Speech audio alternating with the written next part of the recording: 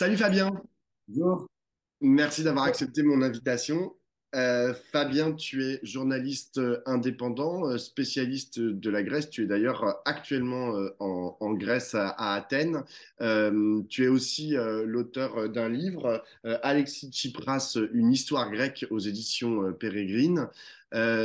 Et si je t'ai invité, c'est parce que dimanche dernier ont eu lieu des élections, les élections législatives en Grèce, des élections qui ont vu, mais tu me diras, toi, comment tu lis les résultats de ces scrutins, euh, des élections qui ont vu quand même la victoire du Premier ministre sortant de centre droit, de droite, Kyriakos Mitsotakis, dont le parti a recueilli près de 41% des voix. Loin devant Syriza, le PASOK et les autres forces politiques. Comment est-ce que toi, tu analyses ce résultat? C'est une validation de la politique menée par Mitsotakis depuis quelques années? Je pense que la première chose à dire, c'est que c'est un échec cuisant de Syriza et une victoire réelle de Kyriakos Mitsotakis. C'est la première fois dans l'histoire du pays que la droite sortante est reconduite au poste avec un tel score.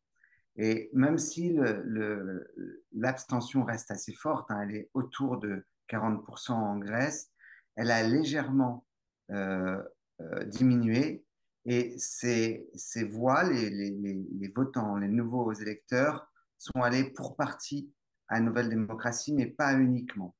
Donc, il y a, en tout cas, ce qui est sûr, c'est qu'il y a une victoire de Nouvelle Démocratie et une forme de confirmation de la stratégie du Premier ministre. Je ne suis pas sûr que ce soit une confirmation de sa politique, mais on va y revenir. Sur quoi était basée sa stratégie? D'une part, sur l'homme fort. Il faut savoir que déjà dans la région, il y a un conflit permanent qui est le conflit avec la Turquie. Il y a eu quelques jours avant des élections en Turquie avec cette hypothèse à un moment que Erdogan soit éliminé par la coalition qui le concurrençait. Ça n'a pas été le cas. Et dans cette peur d'Erdogan en Grèce, Mitsotakis a répété à plusieurs reprises, c'est moi ou le chaos. Donc en fait, il a visé pour partie la Turquie et il a joué sur une forme de nationalisme grec. La deuxième chose, dans ce moi ou le chaos, c'est qu'il a aussi extrêmement visé son opposant Alexis Tsipras. Alors, on est obligé de faire un tout petit retour en arrière pour se rappeler ce qui s'est passé entre 2010 et 2015 et entre 2015 et 2019. 2010-2015, la Grèce est sous les mémorandums, ces accords de prêt entre Athènes et les institutions européennes et le FMI, des prêts contre des mesures d'austérité à appliquer. Et en fait, Tsipras gagne la confiance des Grecs sur la protestation de l'austérité.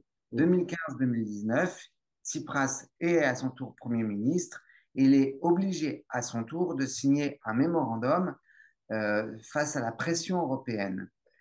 Alors que ce sont Nouvelle Démocratie et le PASOK qui avaient amené la Grèce dans cette situation, alors que ce sont les premiers partis à avoir signé des mémorandums quand ils étaient en place, ce sont eux aujourd'hui qui gagnent ces élections du mois de mai, d'il y a une semaine. Pourquoi elle la gagne? De nouveau, j'en reviens à moi, le chaos, parce que justement, pendant la période 2015-2019, Alexis Tsipras est associé non seulement au mémorandum détesté par les Grecs, comme ses prédécesseurs, mais en plus aux banques fermées sous la pression de l'Union européenne, aux menaces d'une sortie de l'euro effectuée notamment par Wolfgang Schäuble et Angela Merkel, plus Schäuble que Merkel d'ailleurs, etc., etc., etc. Mm. Cette période traumatisante, Mitsotakis a extrêmement bien joué dessus. Et enfin, dans cette question de l'homme fort, je pense qu'il y a un petit point à avoir en tête, c'est que euh, Mitsotakis a toujours eu cette image de dire je ne ferai que des promesses réalisables. Son programme est un programme libéral sur le plan économique, mais qui a dû évoluer pendant la pandémie, où il a un peu lâché ce libéralisme pour aller vers une forme de keynésianisme de centre droit, j'ai envie de dire. En revanche, c'est un programme extrêmement réactionnaire sur un certain nombre de questions migratoires. Le bilan est aussi un bilan extrêmement grave en la matière. Par exemple, des écoutes téléphoniques, introduction de la police dans les universités, euh, comment dire, euh, élaboration, construction d'un mur à la frontière évreuse, 180 km de mur. Et justement, Mitsotakis de nouveau a joué là-dessus en disant qu'il y ait des financements européens ou pas, je vais construire le mur jusqu'au bout. En fait, il est apparu comme un homme qui est assuré, qui est réassuré sur le plan économique et sur les questions qu'il a lui-même fait monter, comme la question migratoire. Parlons maintenant de Syriza. Tu as parlé donc de ces deux périodes, 2010-2015 et 2015-2019. Je lisais aussi que, dans une certaine mesure, sûrement à cause de ce deuxième épisode, Syriza avait perdu son aura révolutionnaire. C'est ce que dit l'enseignante à l'INALCO et spécialiste de la Grèce contemporaine, Joël Dallègre, et que, en vérité, Alexis Tsipras et Syriza, pendant les dernières années du mandat de Mitsotakis, n'ont pas été dans une opposition très franche, très agressive, très audible pour les Grecs. Est-ce que tu partages cette analyse? Qu'est-ce qu'a fait Syriza après avoir perdu le pouvoir en Grèce et pourquoi est-ce qu'il n'a pas réussi le pari qu'il s'était donné en gros, faire un bon score au premier tour de ces élections législatives? Je partage pour partie cette analyse, mais pas complètement. La perte de l'aura révolutionnaire, elle est vraie.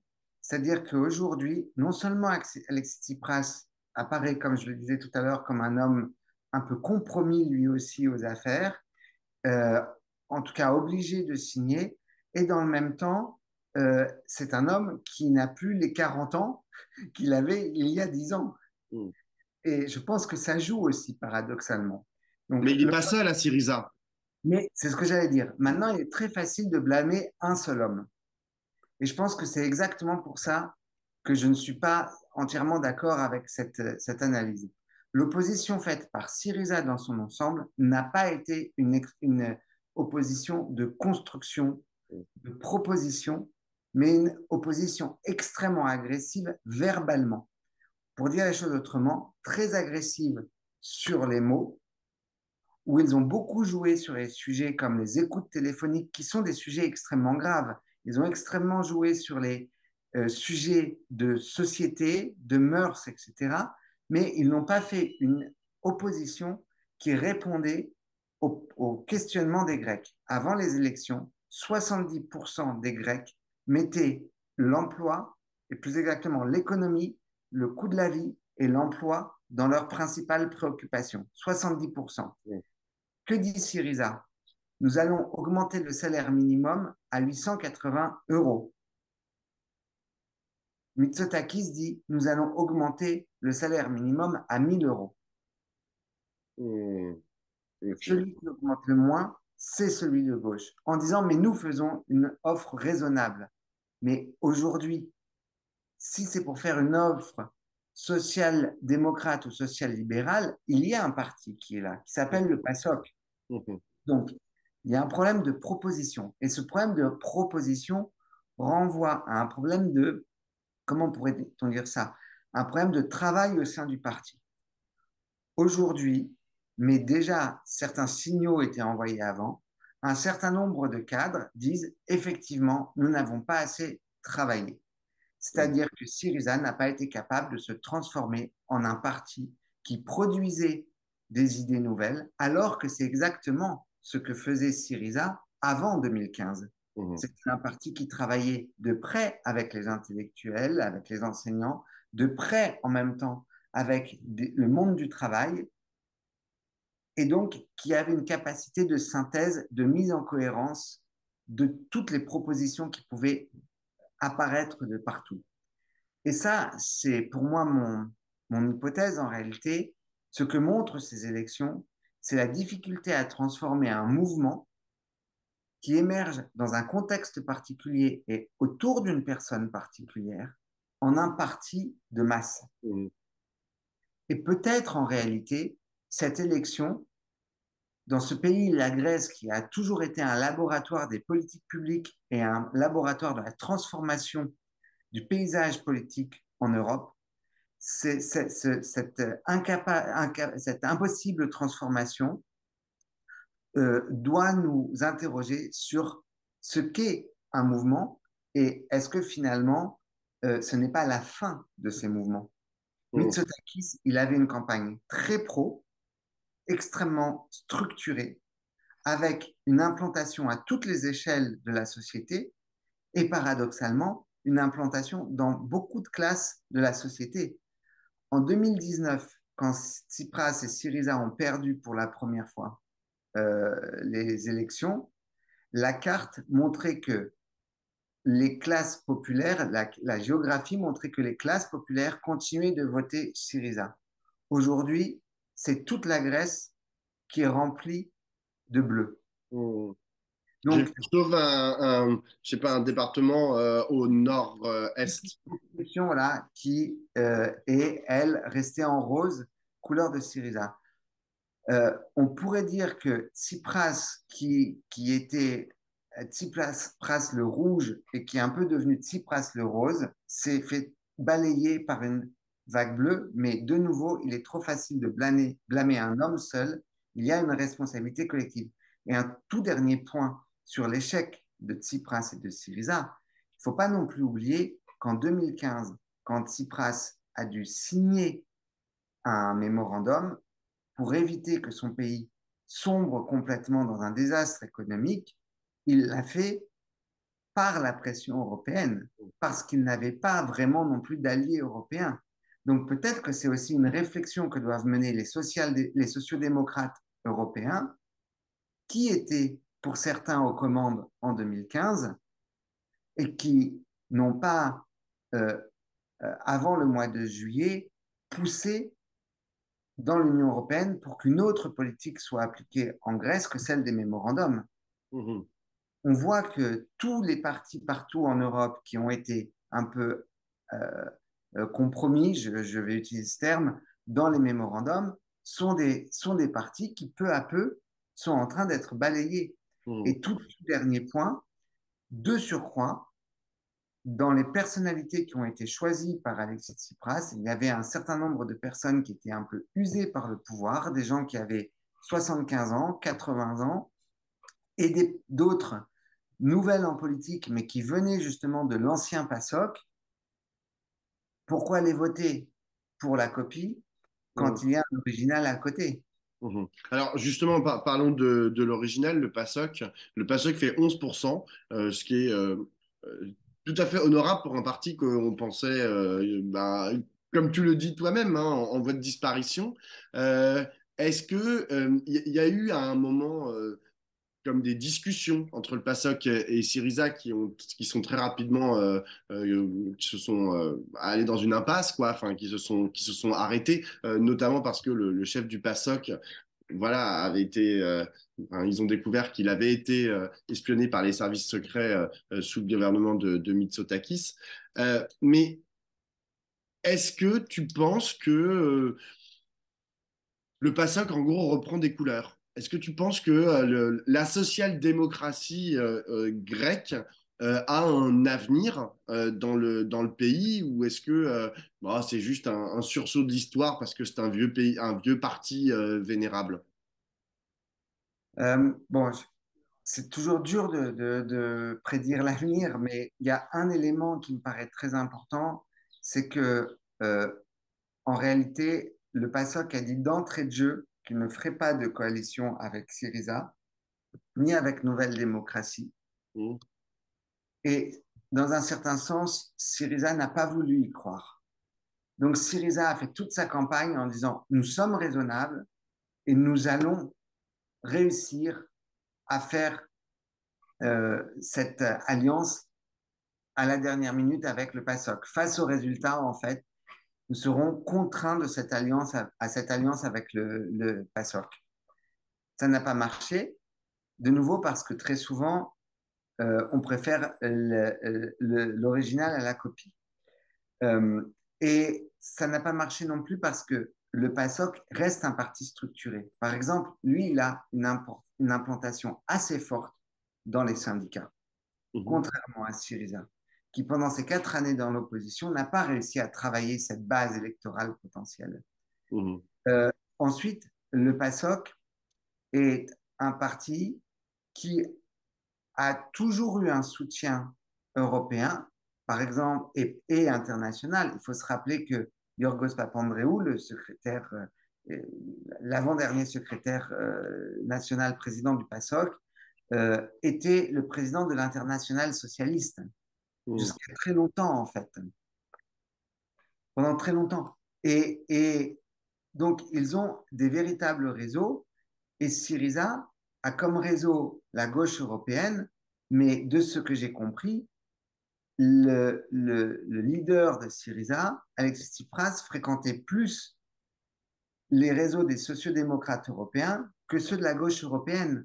Mhm. Donc, il y a un brouillage des cartes, mais un brouillage des cartes qui finit en plus par légitimer le PASOK. Mhm. Si tout le monde parle avec le PASOK, si lui, ils sont dedans et si on veut aller parler à leurs interlocuteurs uniquement, où sommes-nous? Où Mhm. nous positionnons-nous? Euh, Ils ont en vraiment des projets qui sont totalement différents, le PASOK et Syriza pour la Grèce. Non, ils ont pas, sur un certain nombre de points, ils se ressemblent énormément. Mhm. Les programmes ne sont pas fondamentalement différents. Mhm. Mais c'est là où j'en reviens à ceux qui avaient fait monter Alexis Tsipras et Syriza. C'était le rêve d'une transformation. Il y a une question qui n'a pas été abordée dans cette campagne, qui est la question environnementale et la question de l'écologie, en fait. La mise en lien de l'état social de ce pays avec des questions primordiales pour ce pays, comme le, le tourisme, l'impact sur l'environnement de ce tourisme de masse, etc., etc. Cette question du modèle de développement, c'est typiquement une question que la gauche peut incarner. Mhm. Et paradoxalement, s'il y a un petit parti qui en a un poil plus parlé, c'est le PASOK. Et dernier point, on n'a pas encore eu les sondages complets sortis des urnes, mais de ce que je vois, Nouvelle Démocratie arrive en tête, même chez les jeunes, alors qu'il y avait eu cet accident de train à Tempi avec 57 morts, essentiellement des jeunes, et une colère contre le gouvernement, mais qui ne s'est pas transformée dans les urnes. Donc 33% des jeunes ou 34% votent pour Nouvelle Démocratie, 28-29% votent pour Syriza, mais le PASOK fait aussi, chez les jeunes, un score tout à fait correct. Mhm. Donc voilà, il y a peut-être un retour par l'usure, en réaction à l'usure de cadres qui apparaissent usés, qui sont beaucoup plus âgés, usés par le pouvoir, et ça va poser un très gros problème à Syriza, à la différence du PASOK, qui lui a déjà effectué le renouvellement de ses cadres. J'ai une dernière question, Fabien, parce que je l'ai dit tout à l'heure, Nouvelle Démocratie, donc, qui est le parti qui est en tête, a fait 41%, mais il a fait que 41%, c'est-à-dire qu'il n'a pas obtenu de majorité absolue au Parlement, et que comme les autres partis ont refusé de faire une coalition avec lui, eh bien, de nouvelles élections sont convoquées fin juin ou début juillet. Je ne sais pas si une date est fixée pour le moment. Donc, il va y avoir une nouvelle campagne législative. Euh, Est-ce que tu penses que ça peut changer la donne? Tu as dit tout à l'heure, il y avait quand même 40% d'abstention. Est-ce que, je sais pas, Alexis Tsipras et Syriza, par exemple, vont essayer d'aller chercher ces 40% d'abstention? Comment ils vont faire? Et je voudrais que tu nous parles aussi de l'atmosphère, en fait, ce qui se passe dans la société grecque aujourd'hui. Tu as parlé de la question du tourisme, tu as aussi parlé de la question migratoire, qui est une question qui est importante, qui est centrale en Grèce. Comment se situent les Grecs vis-à-vis de cette question? Est-ce que c'est comme en France où à la fois ils connaissent rien, il y a ces sondages après sondages, en gros les gens comprennent rien, ils fantasment complètement la question migratoire en imaginant qu'il y a beaucoup plus de personnes personnes migrantes qu'en vérité, il y en a en France. Et derrière, du coup, bah, ils disent qu'ils sont contre les migrants, ils rejettent les migrants, ils aimeraient bien qu'on les renvoie plus à la frontière, etc. Est-ce que c'est la même chose qui se passe en Grèce ou est-ce que c'est un peu différent? Alors, sur la première partie de la question, sur que va-t-il se passer, il y a une toute petite astuce à comprendre, c'est qu'il y avait une loi électorale votée par Syriza qui était une loi à la proportionnelle intégrale, qui en plus, pour aller vite, s'est un peu retourné contre Syriza, parce que les électeurs de gauche ont voté en ayant en tête que c'était cette loi à la proportionnelle, donc peut-être en voulant favoriser une union de la gauche, en disant on va aller voter où notre cœur est, voilà. Et ceux de droite ont voté contre la gauche parce qu'ils ne voulaient plus de cette gauche qui avait, à leurs yeux, été chaotique. Donc, proportionnelle intégrale. Et j'ajoute une petite, tout petit point de détail, mais c'est pour les gens qui aiment l'histoire. Je pense que ça renvoie aussi à l'histoire de la Grèce et notamment à la guerre civile. Et il y a un très bon livre de Joël Fontaine sur ce sujet. Je referme la parenthèse. Euh, donc, cette proportionnelle fait que Nouvelle Démocratie échappe de peu à la majorité. Ils ont 146 sièges. Comme aucune coalition n'est réalisée, les partis se sont pardon, la présidente de la République a déjà reçu le mandat pour convoquer des élections le 25 juin. Mhm. Mais entre-temps, la loi rechange. Elle va être votée sur la loi que Nouvelle Démocratie a fait passer entre 2019 et 2023. Donc, cette loi accorde une prime de plusieurs dizaines de sièges aux Contre le partis pas. arrivés en tête. Et Mhm. donc, maintenant, il y a un énorme enjeu qui est Nouvelle Démocratie va-t-il réussir ou pas à avoir la majorité des 2 tiers, ce qui est le rêve de Nouvelle Démocratie, Mhm. parce que ça lui donne les mains libres pour modifier la Constitution, pour faire passer un certain nombre de lois qui pourraient ne pas avoir l'accord forcément de tout le parti, même si de nouveau, hein, Nouvelle Démocratie est un parti très structuré. Mhm. Euh, ça inquiète aussi un certain nombre de Grecs parce que ça s'inscrit sur ce terrain que je citais tout à l'heure, où il y a eu des affaires d'écoute, où il y a eu des affaires durcissement de tout ce qui est liberté publique, euh, Reporters sans frontières, Amnesty International, le Conseil de l'Europe, la Commission Liberté au Parlement européen, tous s'inquiètent de ce qui se passe en Grèce. Donc, dans ce moment-là, l'enjeu est beaucoup plus important qu'il n'en a l'air. Et là où il y a quelque chose que je sens, mais je ne sais pas comment ça va se transformer, c'est que finalement, ça a aussi été un choc, ces 40% de nouvelles démocraties, pour des gens qui disent, ouais, on n'avait pas vraiment envie que Tsipras revienne, mais on ne veut pas non plus donner les mains libres à Nouvelle Démocratie. Mhm. Là, la question est, est-ce que ça va aller vers le PASOK ou vers Syriza? Mhm. Est-ce qu'on va préférer le retour à l'ancien système qui a gouverné la Grèce de 1974 à 2015, ou est-ce qu'on va se dire, finalement, ce petit parti qui avait défrayé la chronique et qui a fait ce qu'il a pu est le garant de nos libertés publiques? Ou Ça, alors, est-ce qu'il n'est pas temps aussi, vu la nouvelle loi qui donne une prime à celui qui est arrivé en tête, une prime importante, et le risque que Nouvelle Démocratie ait les 2 tiers du Parlement, est-ce qu'il n'est pas le temps de faire une coalition entre le PASOK et Syriza, tu vois, pour se dire, bon, bah, en fait, comme ça, on a une chance d'arriver en premier.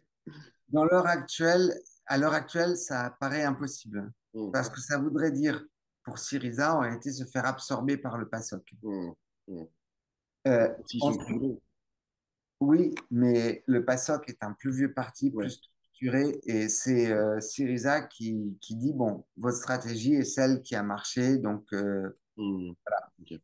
euh, Et sur la dernière question, sur la question non, migratoire et le rapport des Grecs à cette question migratoire. justement. Et c'est là où c'est intéressant de voir quelle est la réaction des Grecs sur cet enjeu des 180 sièges, c'est que une question qui traverse la société, c'est justement celle des migrations. Mm, C'est une question qui est une question finalement très rhétorique. Regardons les chiffres. Au moment de ce qu'on a appelé la crise migratoire, il y a 1,5 million de migrants qui passent par la Grèce en un an. Aujourd'hui, les arrivées sur le territoire grec, selon les chiffres du HCR, c'est à peu près 15 000 personnes. mm, Alors, est-ce que la politique qui est menée rassure les Grecs ou pas? Ça, c'est une autre question. On n'a pas vu d'opposition massive, par exemple, au pushback. Il y a des gens qui sont descendus dans la rue, des gens qui sont sensibilisés à ces questions. Mais quelques jours avant les élections, l'avant-veille, si mes souvenirs sont bons, le New York Times sort un article révélant, prouvant que des pushbacks ont bien lieu. Une fois de plus, j'ai envie de dire, euh, on dit nous allons mener une enquête et on parle très peu de cet événement médiatique normalement, et événement pour ce que ça dit sur le tournant que prend l'Union européenne dans ce berceau de la démocratie qu'est la Grèce. mm, Est-ce que nous avons en Europe, est-ce que nous continuons à porter des valeurs humanistes collectivement, ou est-ce que finalement il y a une forme d'urbanisation des esprits et des pays, parce qu'il ne faut jamais oublier que Kyriakos Mitsotakis, au gouvernement, avait déjà intégré 3 ministres de l'extrême droite, dont un arrivé au poste de ministre de l'Intérieur, qui a eu cette politique extrêmement répressive, qui a dit qu'il fallait construire un mur de 180 km à la frontière Evros. Donc il y a aujourd'hui 3 ministres de l'extrême droite. C'est un courant important dans Nouvelle Démocratie. Il est fort possible qu'il soit renforcé à l'issue de ces élections. Si mm, Mitsotakis est un libéral sur le plan économique, il a été à un moment pris en étau entre son extrême droite interne, qui l'a porté au pouvoir, et l'extrême droite extérieure à son parti, vers laquelle il craignait que des électeurs se déplacent. Il a adapté son discours. mm. Il est resté libéral sur le plan économique, à part la parenthèse pandémie, mais dans le fond, il n'a aucun problème à justifier une politique stricte en matière migratoire. Il a dit que les écoutes étaient une erreur, Mm. mais en même temps, il a toujours dit qu'il y en avait besoin parce que il y a la menace migratoire notamment. Mm. Bah écoute, on suivra cette campagne et surtout ces prochaines élections le 25 juin prochain. Merci beaucoup, Fabien. Merci, Yassou.